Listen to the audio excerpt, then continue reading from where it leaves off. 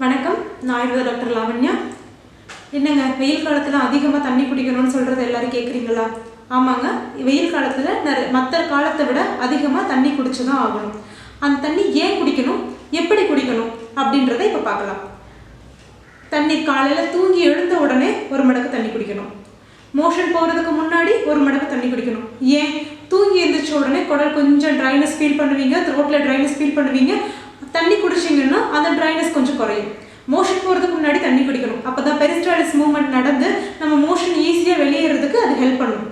குளிக்கிறதுக்கு முன்னாடி தண்ணி குடிக்கணும். அதே மாதிரி எக்ஸசைஸ் பண்ணுறதுக்கு முன்னாடி தண்ணி குடிக்கணும். அது பாடியை நரிஷ் பண்ணும். அப்புறம் சாப்பாடு சாப்பிட்றதுக்கு முன்னாடியும் நம்ம தண்ணி குடிக்கணும். அது டைஜஷனுக்கு நமக்கு ஹெல்ப் பண்ணும்.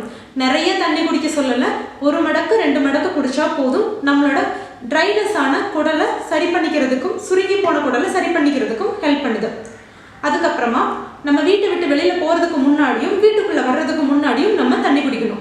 ஏன்னா நமக்கு இருக்கிற ஒரு மாதிரியான படபடப்பு, வெளியில் ஒரு முக்கியமான விஷயமா போகிறோன்னா அந்த படபடப்பு குறையிறதுக்கும், வீட்டுக்குள்ளே வர்றப்போ நம்ம ஆல்ரெடி ட்ரையாக இருப்போம், டீஹைட்ரேட்டாக இருப்போம், அதை சரி பண்ணிக்கிறதுக்கும் கண்டிப்பாக தண்ணி குடிக்காமல் இருக்கக்கூடாது.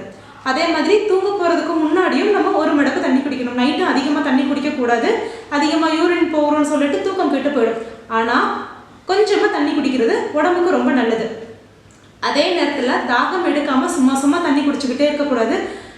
வாட்டர் டயட் இருக்கிறவங்க மேக்ஸிமம் உடம்புல இருக்க தாது உப்புக்கள்லாம் யூரின் வழியாக வெளியேறி ட்ரைனஸை ஃபீல் பண்ணுறது, ஸ்கின் ப்ராப்ளம் வர்றது அதிகமாக பார்த்துருக்கேன். அதனால் தாகம் எடுக்கிற அளவுக்கு தண்ணி குடித்தா போதும். உடம்பு உழைப்பு அளவுக்கு நமக்கு தாகம் எடுக்கும். அந்தளவு தண்ணி குடித்து இந்த காலத்தில் ஹெல்த்தியாக இருங்க. தேங்க்யூ.